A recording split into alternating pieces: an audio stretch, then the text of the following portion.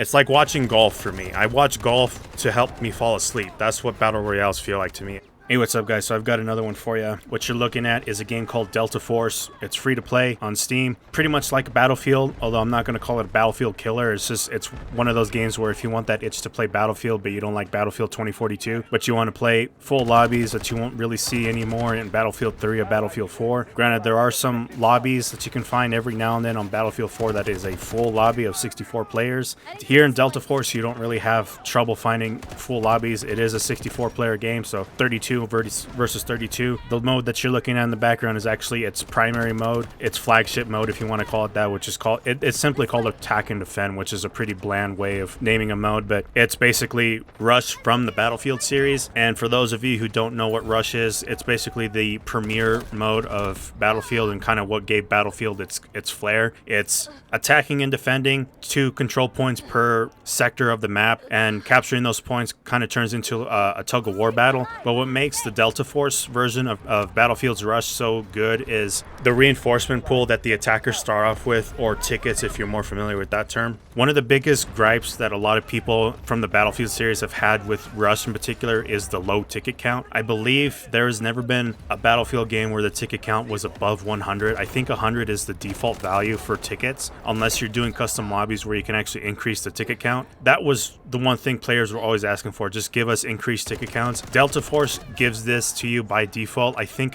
by default the starting ticket count for the attacking team is 570, I believe. It's either 570 or 500, it's one of the two. And ticket count will kind of replenish as you capture new sectors and moving on to the next sector of points. I think I said earlier that there's 3 sectors that you got to capture, but you actually got to capture, there's more than 3 sectors, so kind of warrants the fact that you're given more, or not more, but you're given a much higher ticket count. That's what makes this game different from the Battlefield series. So if you're looking for that kind of itch without having to go through a custom server with all these stupid rules and such and getting kicked for using a bipod and LMG or something like that, you don't even have to worry about it. Just go and play Delta Force. The gameplay loop itself is very familiar. If you played one first-person shooter, then you've played them all, which means getting into Delta Force doesn't feel like you're going to be playing something new. It's a very familiar control scheme. Now I'll just quickly move on to some of the negative aspects of the game. The biggest one right now, and I'm pretty sure a lot of you have heard about with Delta Force. If you've heard of Delta Force, then you've heard of the cheaters that are prevalent in the operations mode, which is basically the looter shooter portion of the game. I personally don't like looter shooters. I don't like battle royales. I don't like last team standing, last man standing type games. They just don't do it for me. I prefer to die, wait a couple seconds to respawn, and get back into the action right away. I don't want to die after spending some 15 minutes looking for gear and not seeing a single player, and then I finally find a player, and regardless if they're cheating or not, if I get killed by them, and then it kind of just kills the mood. I'm not going to sit and wait for that game to end. I pretty much just call it quits.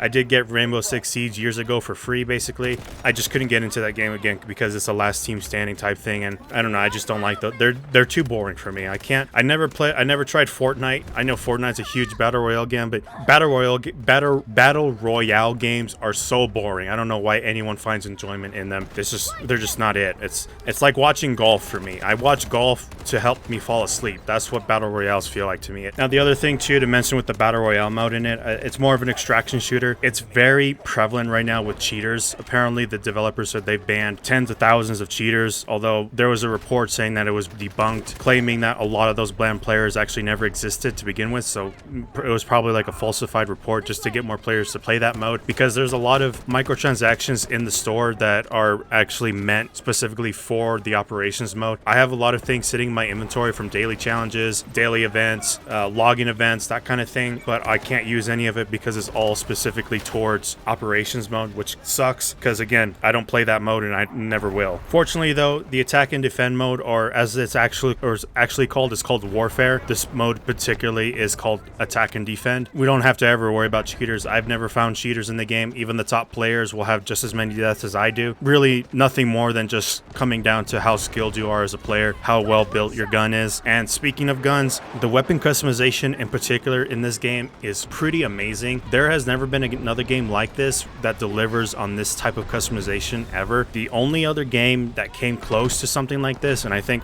all Delta Force did was just enhance it, was Blacklight Retribution. Blacklight Retribution had one of the best weapon customization systems of its time, and every time I mention Blacklight Retribution, I shed a tear because that was an amazing game. Really amazing community back then. So sad that game had closed down its servers. It's a tragedy.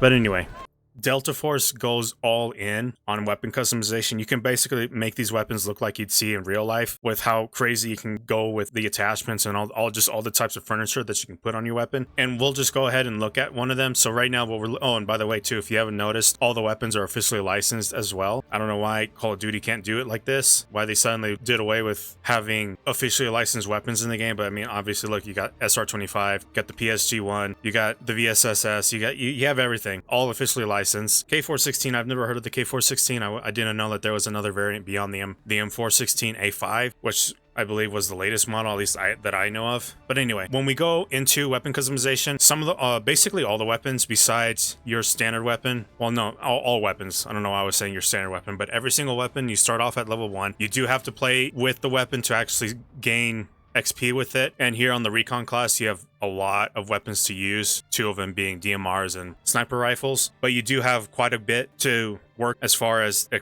progression goes, and a lot of these weapons actually have tons of levels. I think this one maxes out at level 58 or something like that. I think goes even further beyond level 56. Who knows, maybe level 56 might be the last level for the K416 because this is the only thing I still have locked apart from a few optics, I believe. Okay, level 74. Oh damn, so this one actually has a lot of levels to go to, but you don't have to worry about trying to grind out tons of XP for this weapon. There are XP tokens you can actually put into the weapon in the progression tab, and then down here where you see the level, there's the upgrade tab, and you'll get upgrade tokens. A lot of it you'll get from daily missions, just kind of challenges, that kind of thing, and you'll get tons of them. And obviously the higher rarities will offer greater XP tokens. Kind of helps you kind of beat some of that grind if you want to get into modifying a weapon, get its stats up there to how you want it. Let's just go right into it. So you can already see my K416 is pretty decked out. It's a pretty good weapon for me. You can obviously tell I have 2 PEC boxes. They actually do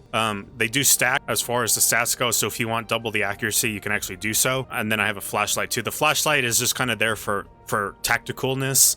I have not seen the light the flashlights have any kind of impact like they did in Battlefield 3 and 4. I believe Battlefield 3 also had flashlights. There's not very many dark areas where you'll need the flashlight specifically, and more so dark areas that are confined as well. Especially in the Metro map in Battlefield 3, the flashlights came in handy a lot of times, kind of just really blinding your screen from time to time. But in here, Delta Force, it's just there for a look. And even the side rails, like you'll have multiple, you can actually customize the entirety of the rail. So if you have a quad rail system like on this K416, you can actually customize all of it. Although the second half of the rail system will actually just be rail covers, and these rail covers actually do offer some slight variances in stats. Kind of just depends on what you're looking for in the gun. K416 has a lot of recoil, so I've been trying to go for weapons that have, or not weapons, but for covers, rail covers that actually offer some more control. And you can see here, other side, as well as the top rail or the upper rail, which is actually, oh wait, no, this one doesn't have one for the midsection of the upper rail, be right in front of the optic. But most of the front rail portions of the system will be actual attachments and not a side cover, although I believe you can add side covers. It just kind of depends on which weapon you're using. And now for optics, you can actually,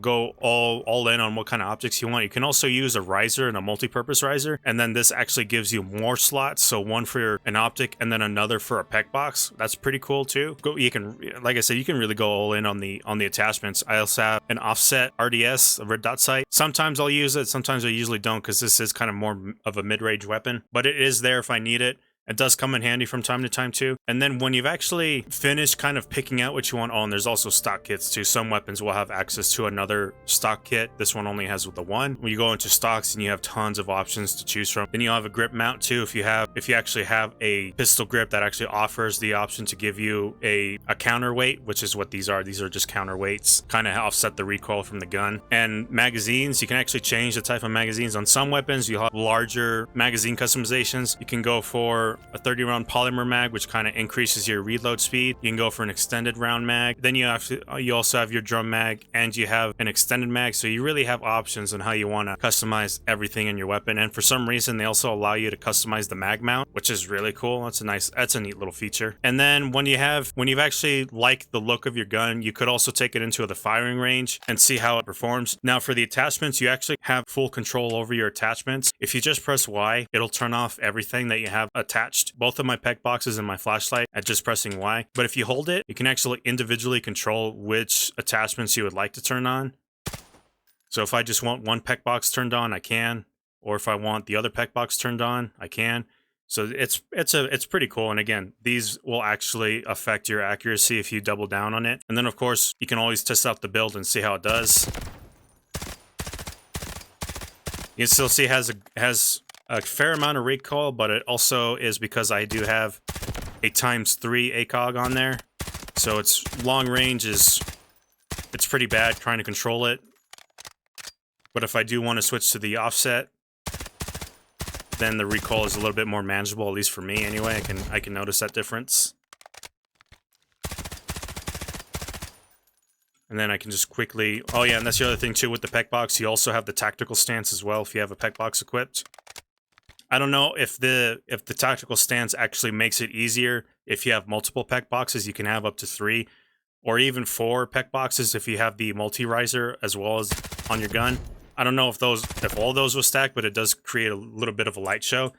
And then if you're satisfied with that, you can go ahead and leave the firing range. And then there is one more portion to kind of finalizing the stats of the gun. So depending on which attachments you have, you can actually customize some of it a bit more, like for your optics. The barrel, if you want to add, like here is the stats that the foregrip offer, or not the foregrip, the barrel. These are the stats that the barrel offers and what you'll be able to control with the sliders. So if you want better firing stability, it will cost you, or if you want better aim down sight speed, or not aim down sight speed, but aim down movement speed, you can do so, but it's going to cost you firing stability. Or if you change the length of the barrel, it'll give you better muzzle velocity at the cost of ADS speed. But if I go to the left and decrease the length, it'll give me faster aim down sight speed at the cost of muzzle velocity. And sometimes muzzle velocity is a kind of good option to have, but it's up to you on how you want to do it. And whenever you add something new, it's going to show you that it's grayed out, meaning it hasn't been modified yet, whereas a gold or a brown colored circle, I'm going to assume that this is like a gold color,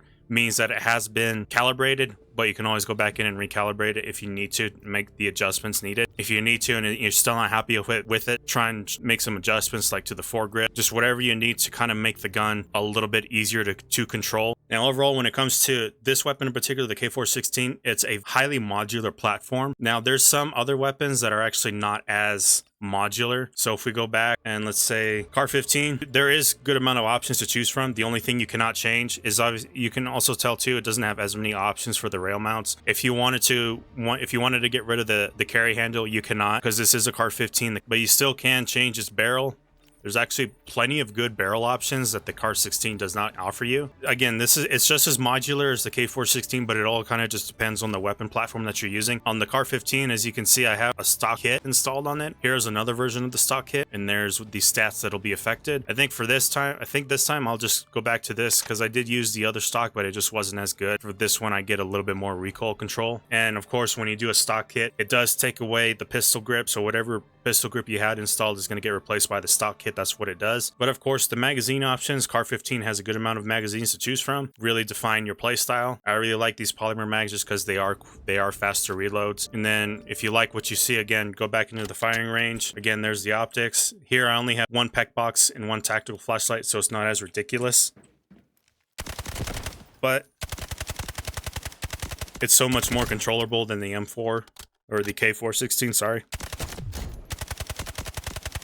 Slower firing rate, but it gets the job done. This is your starting rifle if you're starting off on recon, I believe. I don't think the K416 is used for the other classes. I may be mistaken. In fact, I can quickly check. Okay, no. So Car 15 will be a universally available weapon regardless of what class you're in. I think the LMG, though, is your starting weapon for engineer. And support, yes, Car 15 will also be, yeah, so Car 15 will be the standard weapon, but it is a really good weapon to use. But overall, this is the best version of a weapon customization that I've ever seen.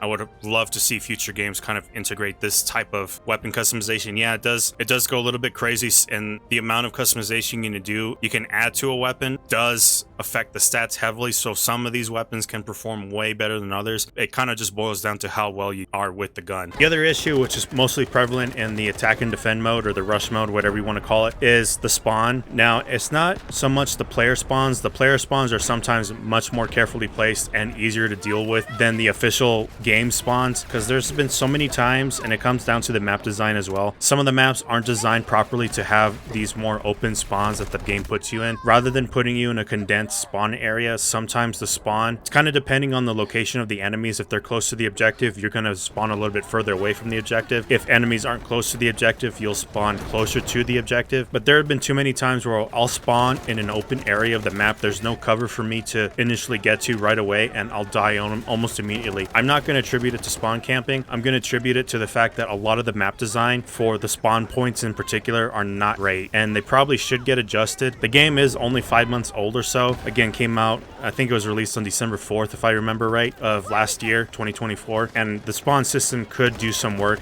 If you want a decent spawn location, you're spawning in safe, don't have to worry about enemy fire right away, then just kind of stick to a player spawn. Usually the recon players can drop those just like any other Battlefield game. The recon player is usually the one responsible for placing spawn points. Assuming they're good spawn locations, oftentimes you can use those and you'll be able to get into the fight safely without worrying about getting spawn camped. Now, another thing about this game that I don't really agree with is the way they have the microtransactions set up. Now, this is a free-to-play game, so yeah, they do have to find a way to earn their income, but the way they do their microtransactions here in the store, between being able to buy some of the weapon packs up front and then others are actually tied to a prize pool, that I don't really agree with. It's kind of strange how they do it. And one of the packs in particular, which is called the Research, which is actually specifically for the Hacklaw operator skin, it has a really good presentation to it. I actually love the intro for that skin pack. It's amazing. In fact, just take a look at the intro for the skin pack before I go further into the actual pricing of the store.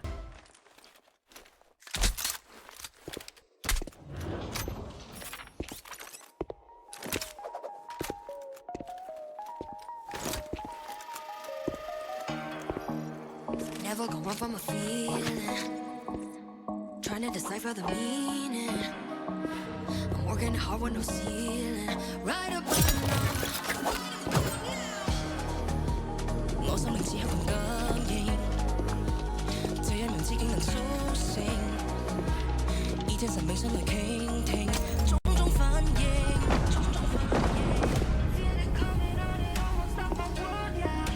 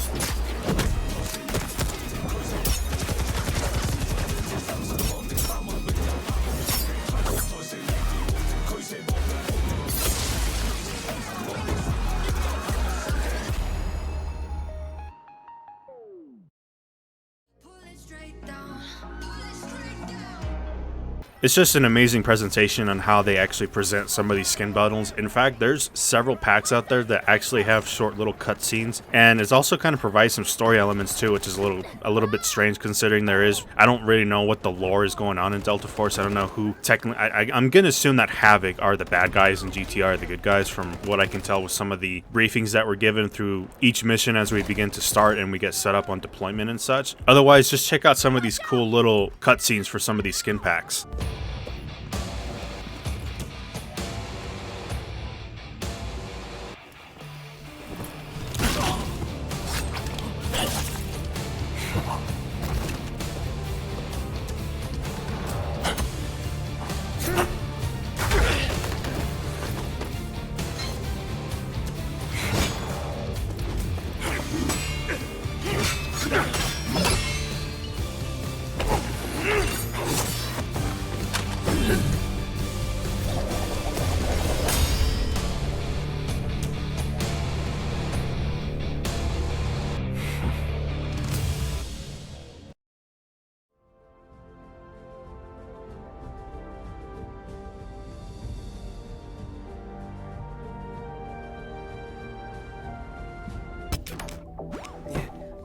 Come on. Almost there. Admit defeat, rookie. Give it to me. What? Don't even think about it. You don't know what you're doing. Give it back. Dare you look down on me! Give it to me! Looks like it's my turn.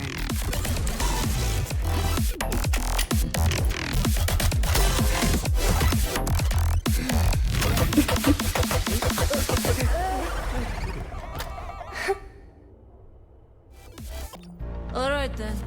Let's see how you do. So, Kushti, you ain't seen nothing yet.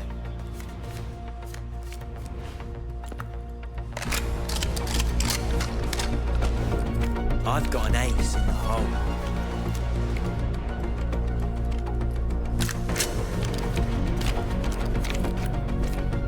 We're not done here. Did you really think we're just here to play cards? Like I said, I've got an ace in the hole. Okay, so one other thing I wanted to point out with the store is the way they do some of their bundles. Now, some of these bundles, like these ones here, you can buy directly up front, and it looks like the bundles are about the same price as they are in Call of Duty. It's obviously laid out the same way too as the Call of Duty store is. But the other thing too are these mandel bricks. The mandel brick thing, this is actually the part that kind of confuses me, because one, you can't buy these bundles up front, and two, you need what looks to be Delta coin, or not Delta coins, but you need quantum keys, and then you need a mandel brick faded trigger. And in order to get those mandel brick faded triggers, you actually have to place up in the somewhere in the leaderboards. Rank in the top 25% Warfare matches for a chance to earn a mandel brick. Probability accumulates over time. Mandel brick is guaranteed when your score hits the cap. This shares the same weekly cap as ranking. Score resets upon receiving a mandel brick. And then 2, earn turbrick score through match performance. A turbrick is guaranteed when your score hits the cap.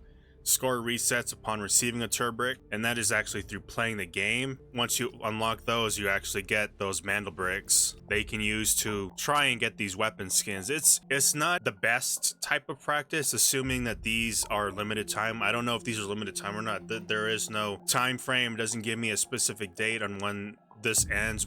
This is probably going to go on for a while. Here's the other thing too. It also acts, it's a prize pool, so there's a chance that you can earn it. Whether or not you can get duplicates, I am not too sure, because I noticed this one is here too, the PP19 Bison. I actually unlocked this from a pack that I got from just completing a daily challenge. Doesn't appear to be grayed out, so I don't know if you can actually get duplicates or not. That's kind of one thing I'm not too sure about. I mean, they're all pretty cool looking weapon skins. They're all themed as well, which is pretty nice. It's just the fact that it's tied to a prize pool, and you also have to, well, essentially do well as a player to actually earn the mandel bricks needed to actually unlock these things. I have 2 of the quantum keys, which you get through events and logins, bonuses, and such like that. I think the keys are actually coming from an event that I'm going through. And then of course the mandel bricks you have to get through just being a really good player. I don't think that's fair, considering these are some pretty cool looking skins, but it only be available to those of you who do well in the game.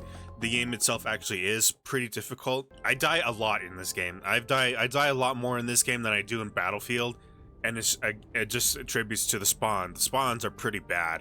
A lot of times I just spawn and I'm spawning directly in front of a sniper, and I say that in quotes because, you know, a sniper will be way out there. I'll spawn in, before I get a chance to move, I'm already dead. That's the only problem with me having all these deaths. It's just usually attributed to that. Otherwise, if you're actually good at the game, or not good at the game, but if you're good at first-person shooters, you should be able to fit right in with Delta Force. Otherwise, that is the only way to get these mandel bricks. You can't actually buy them. You can see here my score.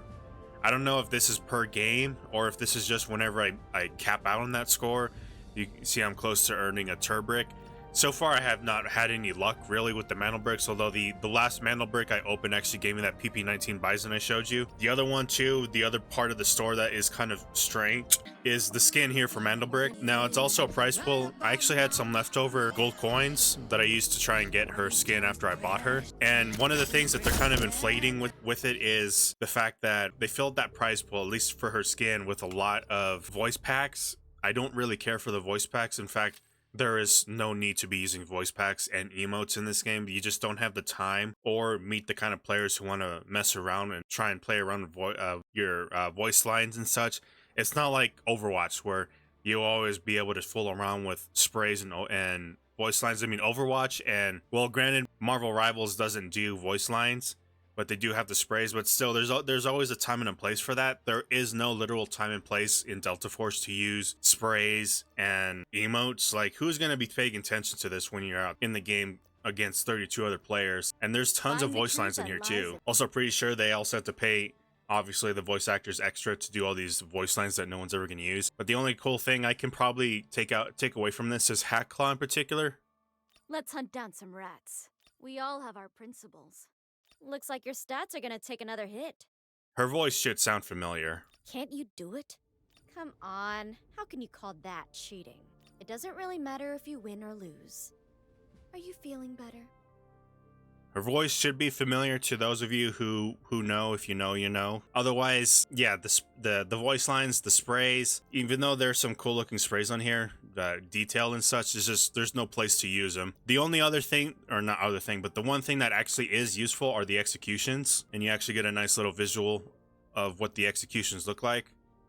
I've already executed a few players myself, so it's not too bad, although the executions are easier to do with Hat Claw because of her kit. Her kit makes it easier for you to actually get close on people. And it's a much shorter prize pool. The other thing too with this that I don't agree with is the first pack I opened was only 125 gold, and then the next pack was 250, and then the next one was 500, and now it's 1,000. But the first time around was you're only opening one pack. The second one was 3 packs, and then the one that was 500 gold coins was 5 packs. Now this is 10 packs. Now I did try it last time with opening 5 packs. It only gave me 3 voice lines, but it didn't give me anything else from it. And I don't know where the other 2 packs went towards. So I'm not too sure what happened there. And for this to say it's to open 10 more packs, I don't know if that means there's gonna be extra items that they're not showing you within this prize pool here, because I only have 5 other things to unlock, which is this emote, or it's spray, a charm, a watch, the gun that's actually themed around her skin, and then the actual skin itself. And the skin itself is actually pretty cool.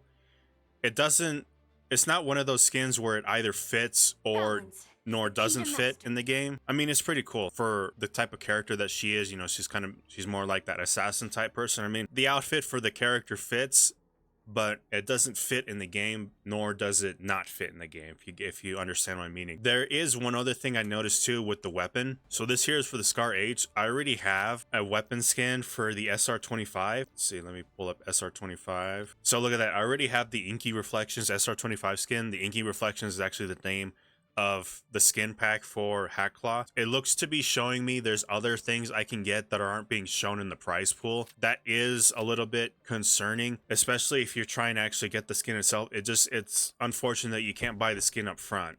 If it was 2,400 gold coins or whatever these Delta tickets are, obtained from market transactions, can be used to purchase most items from the store. I don't know if this is a premium currency or not. It's just unfortunate that we can't buy the skin up front. It is a good looking skin. It's just at the moment I've already spent, because I had to put $10 into the game to get Hat Claw, and then just to see how my luck would be, I went in and did another $10, so I did $20 total. You can already tell from the price pool this is what I won so far. I won her name card, a whole bunch of voice lines, and an emote. Again, the emote, I'm probably never going to use. The emote takes too long by the looks of it. There's no point in having the emotes. But I still need 5 other things, at least within the Inky Reflections prize pool to win. But I already showed you guys there's an SR25 Inky Reflections themed skin that's not shown in this prize pack. So I don't really know how big the prize pack, how big the prize pool actually is. That's kind of where I sit right now in the store. Lastly, I'll quickly touch up on the reason I actually wanted to download Delta Force in the first place. Beforehand, when I first saw it came out, I thought it looked pretty cool. It looked very cinematic and a very upscaled version of Battlefield 2042. You know, it's a very modernized take, but also includes some bits of futuristic warfare as well, kind of like what Battlefield 2042 does. Honestly, I think Delta Force actually kind of did it a little bit better. But the focal point for me was actually they were releasing the story campaign for Black Hawk Down, which was going to be a full-length DLC, or not full-length DLC, a full-length campaign that took place during the actual events of Black Hawk Down. Black Hawk Down is very special to me because it was the movie that actually inspired me and motivated me to join the army and become a ranger myself. That was my whole game plan back then, but unfortunately it wasn't medically clear to join the army, so the plans to become a ranger were completely thrown out the door. So that's kind of the reason why I love Black Hawk Down. But here is the major problem with the Black Hawk Down DLC. It's incredibly unoptimized. I was looking at all the reviews for it. Some people were saying that it runs poorly on their system. Some were saying it runs pretty well on their system and they have a high-end PC. I also have a pretty high-end PC as well. Although granted, I'm still running, for some reason, I haven't bothered upgrading my VRAM yet. I'm still running DDR4 VRAM. As I know, it's a relic at this point, DDR4. We're at DDR6 now. I just haven't had the time to get my VRAM updated. I just haven't had any games at all where it's requiring me to actually update my VRAM until I actually need a solid excuse to update to DDR4. So I'm just not going to put the money right now into upgrading to DDR5 or DDR6 VRAM. But either way, the DLC runs very poorly. I couldn't even record the opening cutscene. It was just that bad. There is one thing to note though, that the single player actually runs separately from the multiplayer, kind of like how in Call of Duty. In Call of Duty, you'll automatically load up into the multiplayer, but if you want to play the single player, it actually kicks you.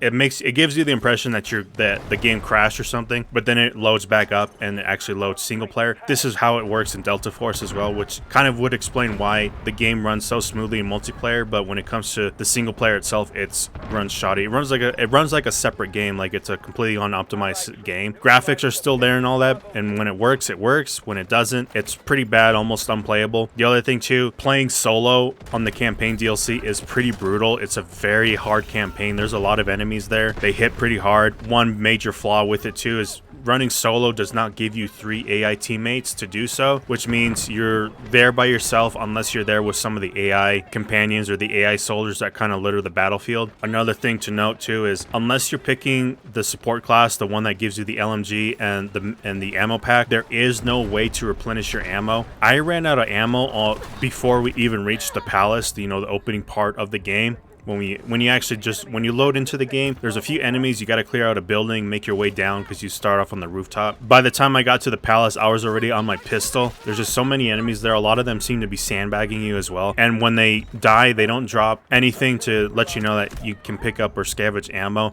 There's no ammo stations anywhere either. There's no checkpoint system either. When you die, regardless of where you're at, you start off at the beginning. At least on my first playthrough, that's what happened. I was at the palace, I died, and then I actually had to restart from the very beginning. It's a very slow-paced gameplay compared to the multiplayer aspect of Delta Force. In Black Hawk Down, it seems to be you're walking almost, and when you start sprinting, it looks more like you're jogging. So I don't know. Maybe if they weren't focused so much on all these sprays and all these voice lines and these emotes that no one's ever going to use, they probably could have had more time to actually focus on polishing up Black Hawk Down, as well as making some tweaks to include ammo stations or allow dropped enemies to drop ammo, so that way you can still stay in the fight. I don't know what you're supposed to do once you run out of ammo if you're not using the support class that drops an ammo pack. All I can tell you is they definitely had Black Ops co-op campaign designed specifically for just that, co-op, not a solo run. With that being said, I'm going to go ahead and wrap it up here. Delta Force overall, it's actually a pretty good game. It does have its flaws, obviously the cheaters in the extraction shooter aspect of the game, but everyone kind of just focuses their point, or not their point, but focuses their time on the multiplayer, the attack and defend mode, the rush mode as it is. It's a pretty fun game. I think